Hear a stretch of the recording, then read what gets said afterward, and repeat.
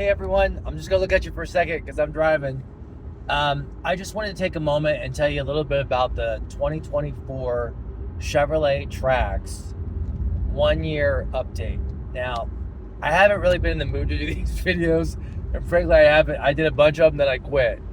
And there's reasons for that. There's stuff happening with life and stuff like that. So, like you, I use the car and I depend upon the car for my transportation.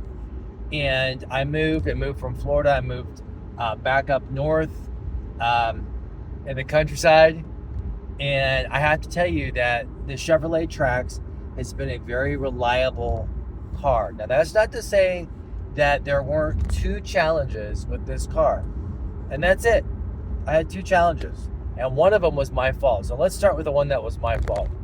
So I purchased mud flaps, and I got them off a cheap Chinese website. Maybe Temu, maybe AliExpress, one of those places. Anyway, they sent me the mud flaps. I installed them. Not a problem. I even saw them with the tires on. Wow, right? Well, the bolts they sent me rusted. So I replaced them. I asked for a return. I got a replacement, and I did it again. And guess what they did? They rusted again.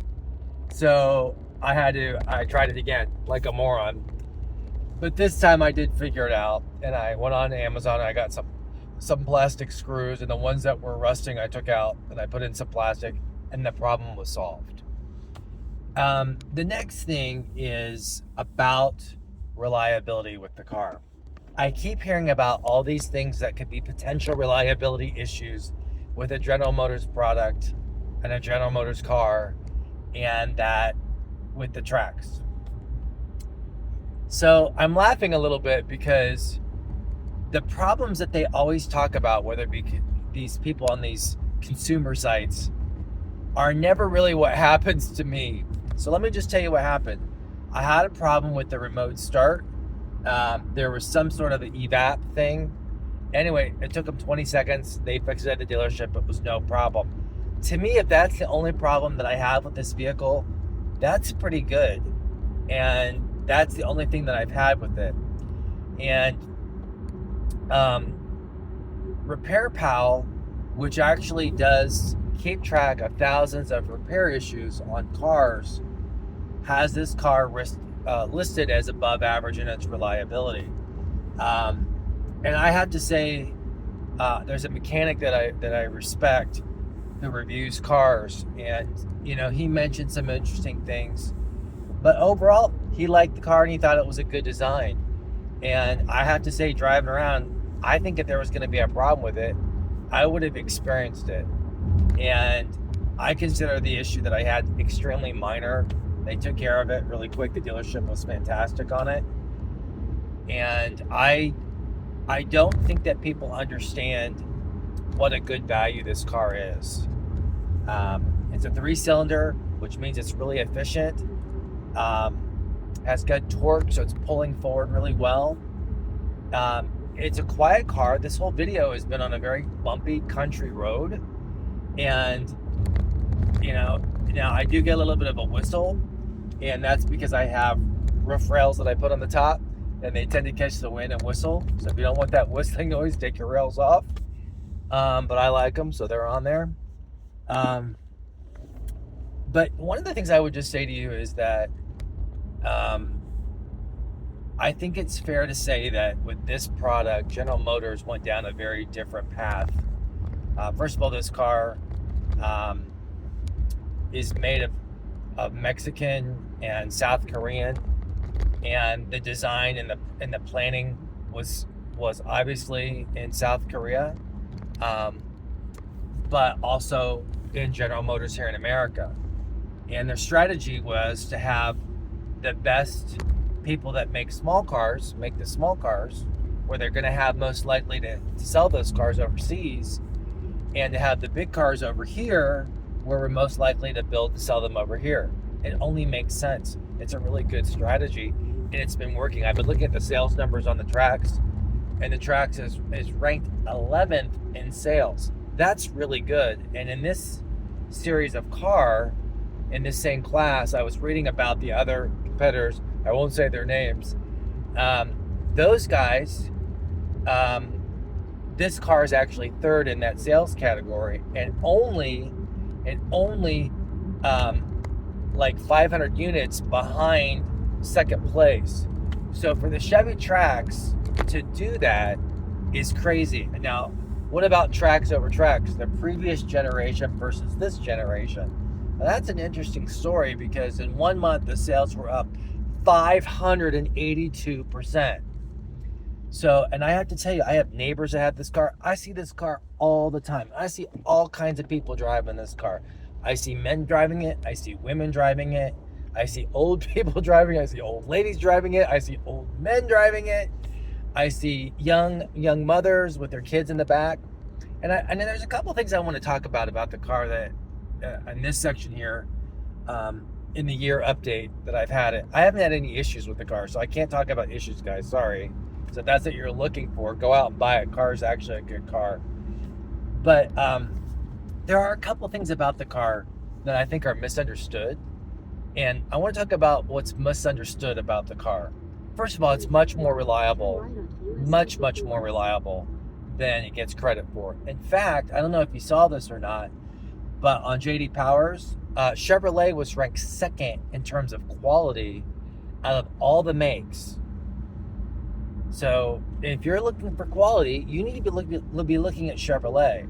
And I would argue that the electronics packages that they're doing and the way they set up and the buttons and switch control alone could save your life, just because it's so much easier to deal with and it's so much easier to operate. It's something to think about. I find that the whole setup is really quite good. And not just good on a test drive. This is a 1-year update. I've had this car for 1 year. You folks realize I've been driving this car for 13,153 miles. I've had this car in Florida. I've had this car in Ohio. I've driven this car through all of the states on the Eastern Seaboard. And I'm just saying, if I was going to have a problem, I would have had it by now. And you're also, check this out. I also, on this year update, want you to know, for whatever mental reason, I've watched every single Trax video. I have it on my feed on YouTube, pops up. I've been looking at it, and I have to say, it's been quite interesting. There just isn't the problems with this car. They're not, people would post it. They couldn't wait to post it. Now, there's a couple of negative reviews, but I don't believe they're from non-owners. I believe there's something additional that's out there. But in terms of actual real owners complaining, you just don't see it. I guess the other thing I just want to point out to you is a couple of unusual things about the car that are misunderstood. It has to do with the back seat. The back seat does not have an armrest.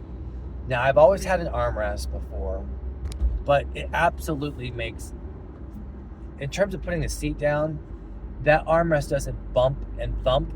And so that's a good thing. If you've got car seats and kids, that's a good thing. There's no center hump in the back because it is front wheel drive car. I've had no issues with this. This winter time, I had zero issues getting through snow and ice. And I live up in the north where there's lots of snow and ice. I even did a video on it. It's ridiculous. You're going to have all-wheel drive. No, you don't. You need front-wheel drive, but you don't need all-wheel drive. You need good tires. And I saw that this winter. And the most ridiculous thing I've ever heard. It's like these people live on a different planet. That being said, one of the things that's misunderstood about the car has to do with cladding underneath the vehicle. There's a couple, like I said, there's a couple of mechanical reviewers who show underneath the vehicle. And they're like, oh, it's got this nice cladding underneath. Well, when you live in an area with lots of rocks and salt, you don't want cladding underneath. You don't? No, you don't. First of all, it has to be taken down whenever they do any type of repairs or servicing. And the second thing is there's holes, little connection areas on each one of these cars where rocks, salt chips, and other mud debris and things can get stuck up in there. And if you're driving over a salted road and those rock chips go up in there. You go through the car wash, guess what is still stuck up in that plate underneath the vehicle. The other thing is some of these plates were of such poor quality. I mean, super thin plastics. It's not, that's not a high quality value item. The next thing that I think is misunderstood about the car is the quietness of it.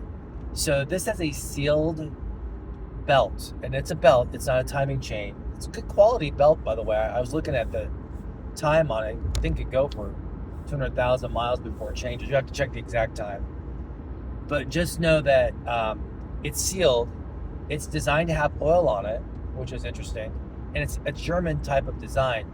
And it keeps the quietness down on the car. That's one of the things I noticed about this car that's misunderstood, is it's a pretty quiet car for the most part.